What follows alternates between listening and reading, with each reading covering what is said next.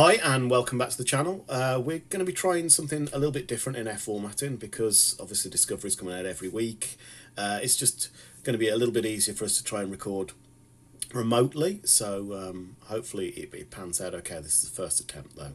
So today we're going to be looking at the first episode of Series 5 of Star Trek Discovery, which was called... Red Directive. Good, I'd already forgotten again. So basic plot of this one is that the Discovery crew are sent to investigate a Romulan ship to recover something.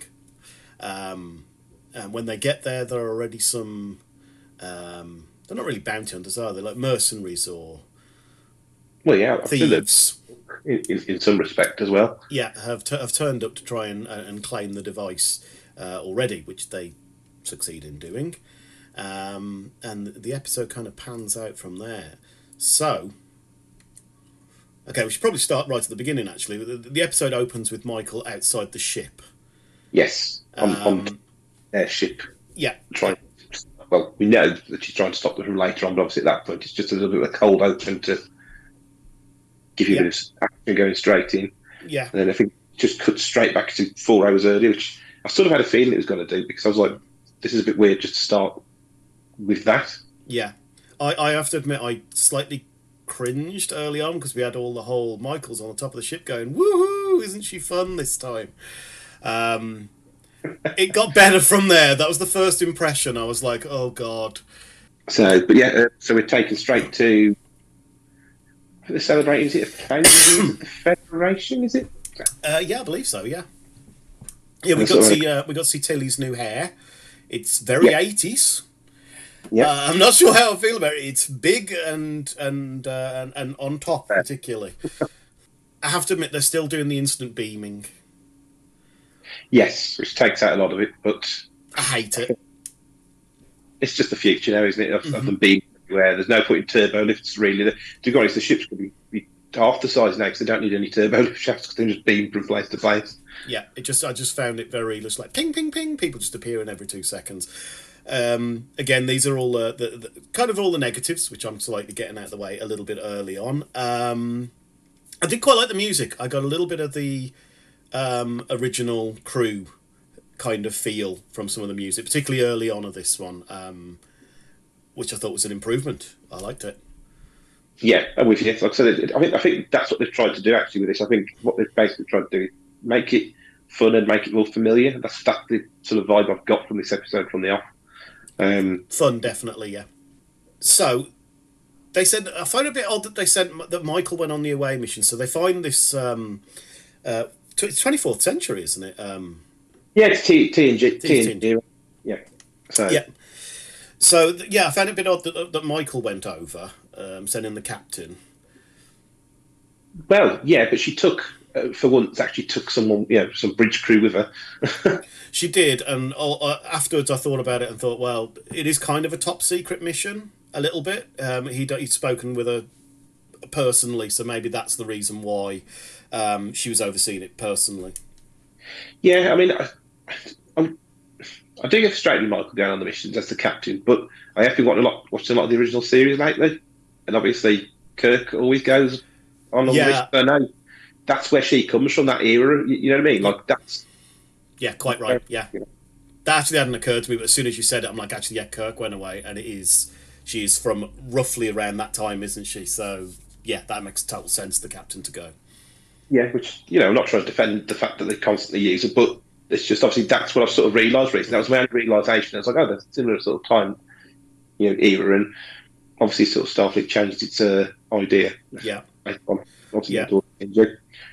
Some of the new tech I liked, for instance, the guns, the fact that they can change it from being like a small handheld phaser to being a rifle using, some it's not really nanotech, but some of the future tech that they've got. It's the programmable matter, isn't it, that they're using? Yeah, but I thought it was cool the way it just go click and it'd suddenly be a big freaking rifle. I thought that was a good use of the future tech. It's a good job they've got that future tech because when she gets blasted out into space and all of a sudden she can just pop out a space helmet to to survive out space I was going to say it's convenient, but they have set up that tech already. But damn, that's lucky. at the same time that they've got that going on. Yes, I really like that. It's just it just feels futuristic. It does feel far fetched in some ways, but I suppose they are sort of 800 years to what we used to do in Star Trek, and it was nice just seeing the Romulan in his Romulan uniform as well. I mean, that just correct reference, and they did something right, which we shouldn't really have to Yeah, praise. they got quite a few callbacks right in this one, which I was not expecting, particularly after how they handled things early on in Discovery, where they were like, we're doing our own thing, we're forging our own path, even though we are a prequel and we are canon, they kept saying. Whereas this felt like they really wanted to get it right, and I appreciated it. We'd just been introduced, hadn't we, as well, to the two currently main antagonists of the season. I'm not 100% sold whether or not they're going to be the only ones. So, but we got introduced to Moll and Locke. Locke, yeah. Yeah.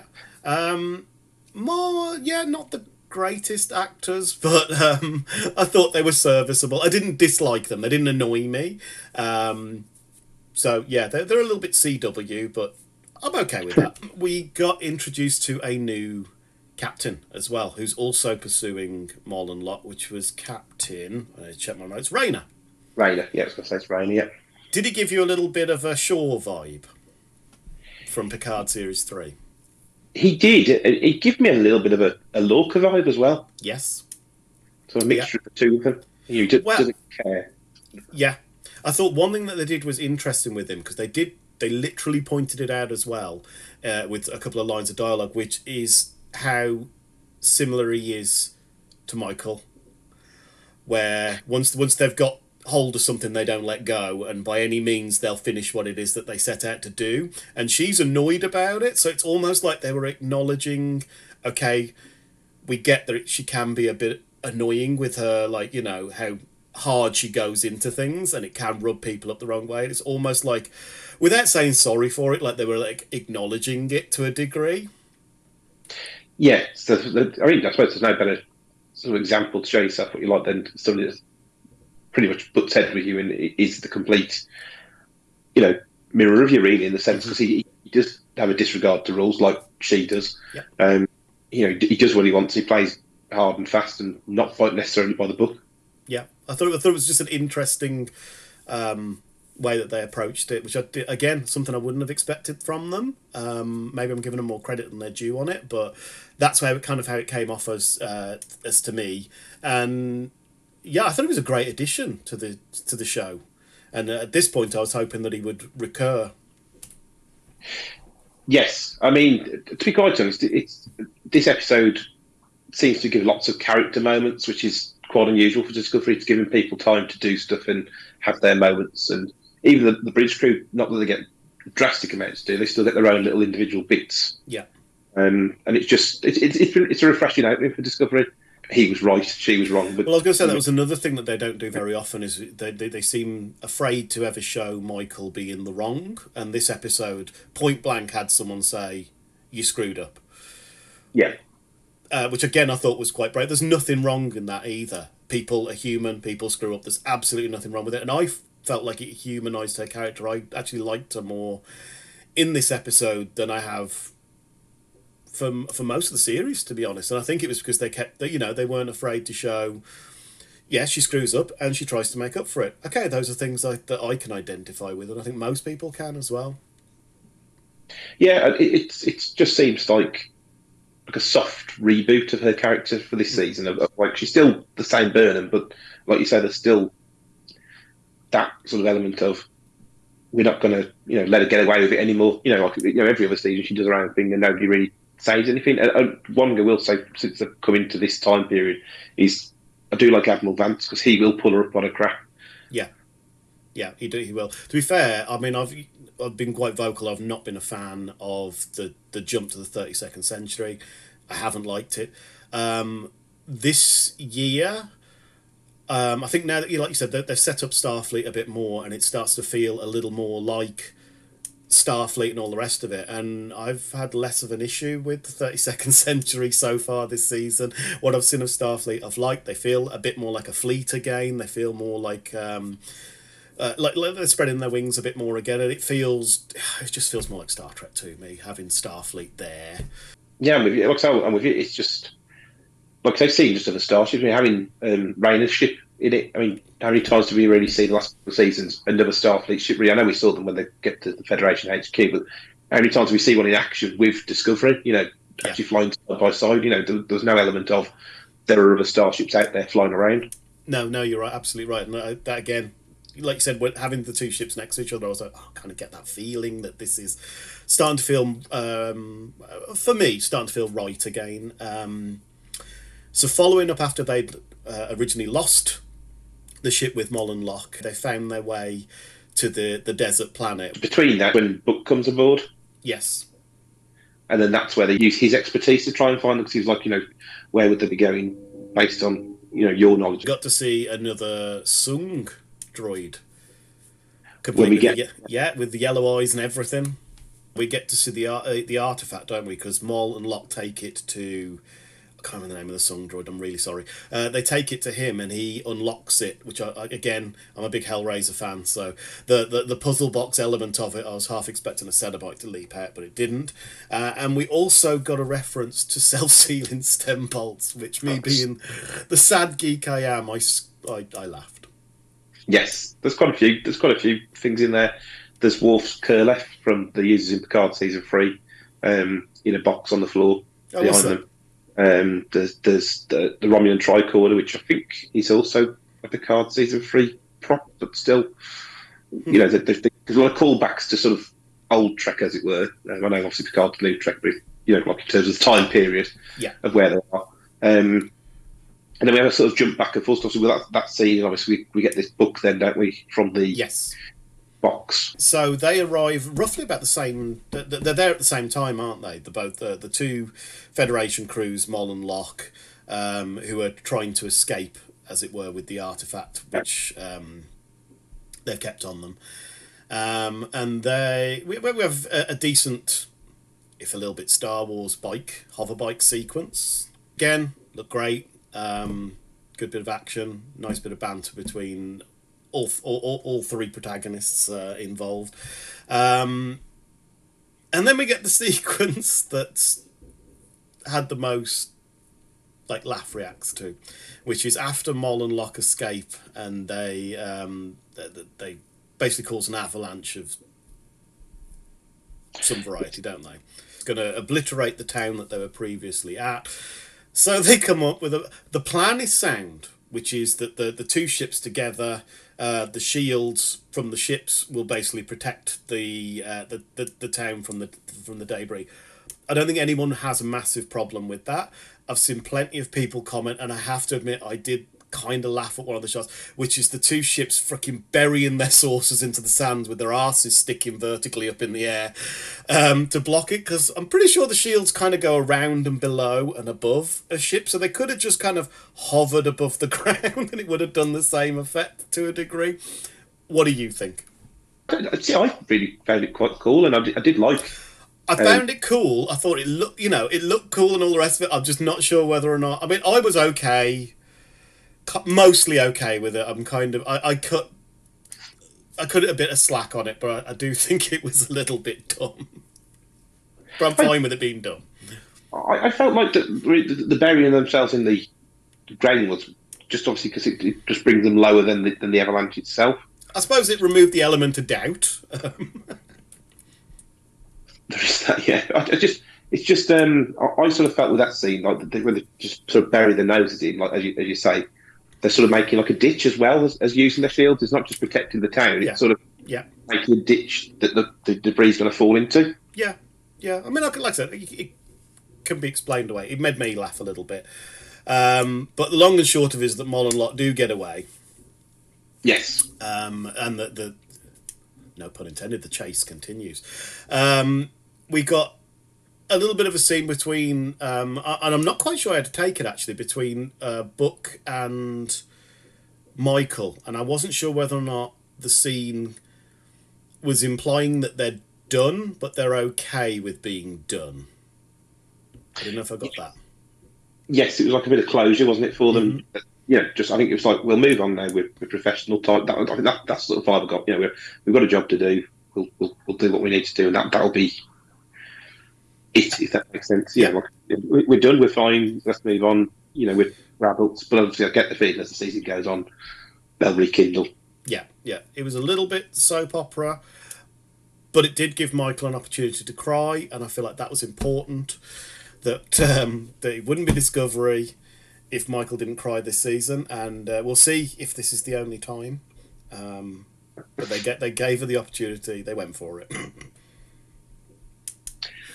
They did, and then we cut to Stamets and Culber, isn't it, studying the android, and his name has just come to me. It has just come to me. And Fred. It's called Fred. Fred. He is called, yes, he is called Fred. I put it with a B, you put it with an L. It's Fred. It was nice to see Stamets and Culber doing something other than talking about each other, if that makes sense. I don't mean that in a bad way, but it was nice to see them doing the work. Yeah, their jobs. Yeah, their jobs. Yeah, and then we finally got. Actually, it's kind of unusual that we got. I'll go into why it's unusual. We got what basically the artifact they're looking for is kind of like part one of a on the trail to find something else. Now, normally in Discovery, I feel like they would have dragged that out for at least 5 episodes before we found out what it is that the trail is eventually leading to. But they didn't. They told us straight away in episode 1.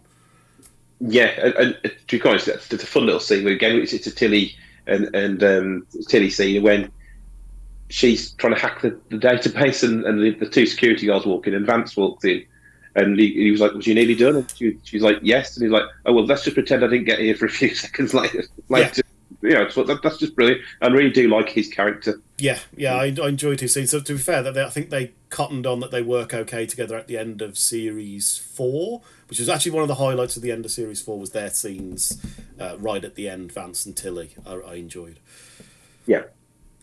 But yeah, we got the reveal, and the reveal was that it ties. You must have been so smug. It ties into the chase from Next Generation, and basically they're looking for the cradle of life, essentially the blocks to make life from that episode. Yeah, yes, I was a bit smug because again, if you watch one of our other videos, it was one of my top 10 TNG episodes. Yeah.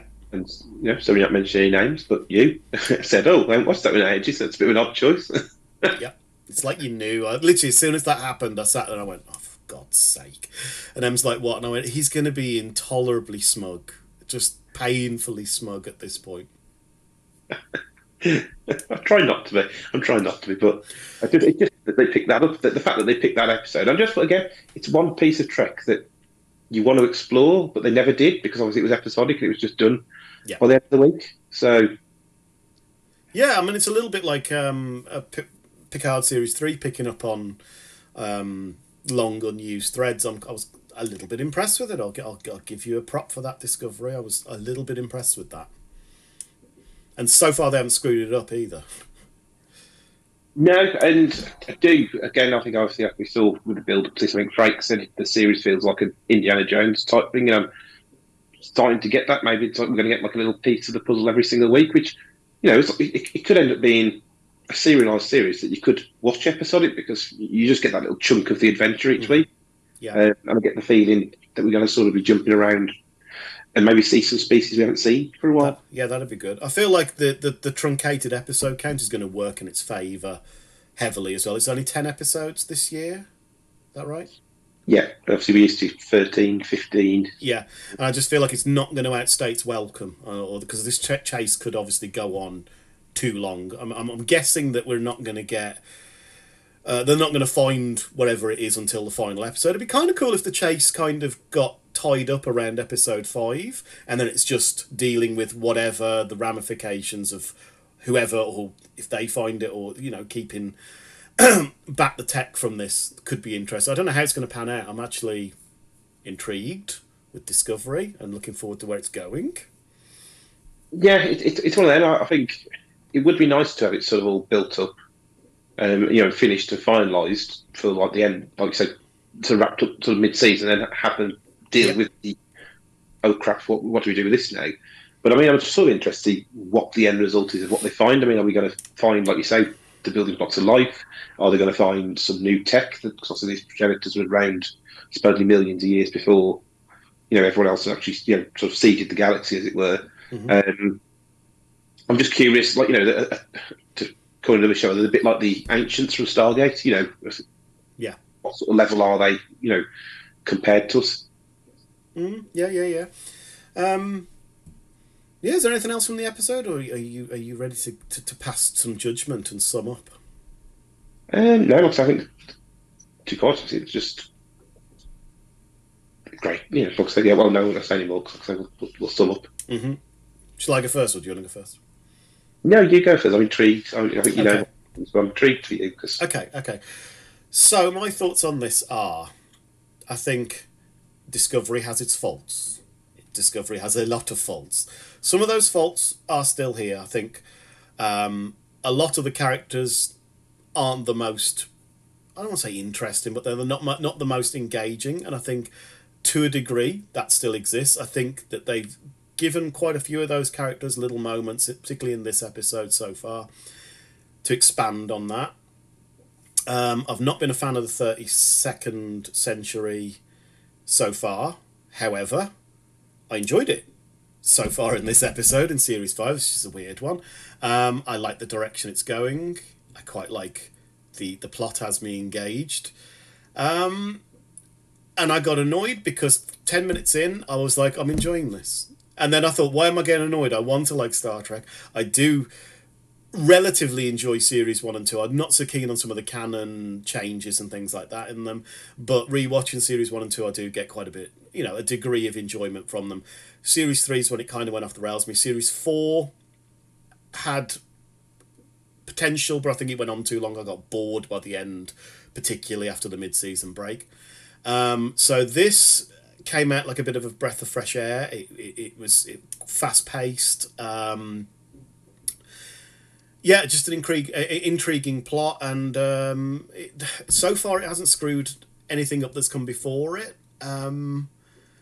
Yeah, I was just surprised how much I enjoyed it. I mean, yeah, kind of blown away by it. I got through it and I was like, holy cow, that was okay. I didn't hate that. That was decent, and left me apprehensive and excited for the next episode, which obviously we'll get to at another point. So, if I'm to give it my rating, I kind of feel like I should give it 2 ratings. So I've got my overall rating and my it's Discovery, so it kind of needs its rating in comparison to the rest of Discovery. So in lights, 5, not 4. For Discovery, I think this was a 4.5 out of 5 for Discovery. This was one of the strongest episodes I've seen from it. For Star Trek as a whole, 3.5. 3.5 lights out of 5, which for Discovery is high for me. So yeah, maybe 4. Might be 4. oh, full, Might be full. 4. I did actually really enjoy it, and I was surprised to say the least. So fair play on that front. I think it boils down to sometimes is would you go watch it again? Yeah. And if you can, then it's already sort of won you in some respects. But yeah, I mean, I can't really say any better than you. It's for me, it's the best season opener Discovery's done. Mm. I felt like there was a story there straight away. There wasn't padding. There wasn't, trying to work out who's going, what, where, when, and which direction we're taking. We knew what the plot was. We're going there. We're doing that. And like you said, it set up a really interesting mystery. The action was fun. I really enjoyed it. I think if I'm giving it a rating myself, I'm a bit with you. I'd say probably actually agree with you. 4.5 if you was looking at it from a Discovery perspective because it's probably the best episode I've done in a long time. And then yeah, I'd probably go for a 4. Yeah. The episode, but I just want to see more. I want to see more of this mystery, and I'd like to look back on it when the series ends because, like we say, we just have this sometimes painfully thing where it drags it out too long, and before the series can fall down altogether. So it'll be interesting to look back on it. But I am very excited, very pleased. Lots of character moments, relationship building for people as well. Yeah, they've knocked it out of the park for me for a first episode of Discovery and trying to win fans back, I think, in some respects as well. Yeah, I'm genuinely blown away by, in general, the improvements. Obviously, they've got to work within the box that is Discovery. but I think they've gone a decent way. I don't think they're going to alienate, hardcore Discovery fans, which there are some. I don't think it's going to alienate them, but I think it's gone quite a long way to, extending an olive branch to everybody else, essentially. So yeah, well done. I'm surprised. Yeah, I think there's something there for Discovery fans, if that's what you want to call yourself, and that's when you jumped on with Trek. That's fine. If that's the Star Trek you started with, and that's what you're used to. But like you said, there's a lot there, and a lot of meat on the bone for long-term Trek fans. Like I said, this whole picking up of the story from the chase, Yeah. it's just brilliant. And obviously, we got that little, like I said, nod to TNG, and Picard, to see Picard on a little screen as well. While they're looking at it, just those little moments. You go, this is Star Trek. Yeah. Yeah. I was going to say, I mean, we said in our hopes videos that we hoped that it would merge the fandom a bit. And for me, I can't speak for everybody. I mean, online I've seen a bit of both. I've seen quite a few people say that they thought it was a big improvement. I've seen some hardline people that hate Discovery. I've said it was still crap and they still hated it, and that's fine. But for me, I felt like it did build that bridge. So. Yeah, I'd have to agree. It's there, and if they can keep that momentum and keep hooks and keep the story going without it running out of plot.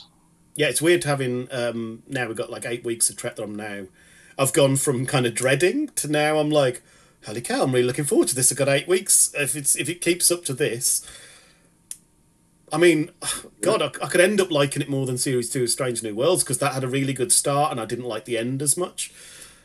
Oh God, I can't believe I just said that. Jesus Christ. Yeah. It's one there. I mean, Trek obviously improved, new Trek as it were, improved drastically with Picard Season 3, Strange New World Season 1, and like I say, most of Strange New World Season 2. I was going to say, I'm being harsh with Series 2. I'm just marking it down because that freaking musical episode, which everybody loves but me, which makes me hate it even more because everybody loves it. Everyone's having a really good time with it. I'm like, yeah, it's fine. I'm happy for you.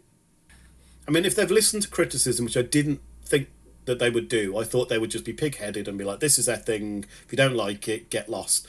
So if they've actually listened to criticism and reacted constructively with it, I mean, fair play. I can't say any fairer. I can't say any better than that. I mean, that's what you want. Yeah, I think that probably sums it up on this one, doesn't it? Yep. We will be reviewing episode 2 very soon, because they did drop both at the same time. And hopefully you will join us for that. And we're hoping that we enjoy it as much as this one. So hopefully we will catch you in the next one. And we will see you all soon. Bye.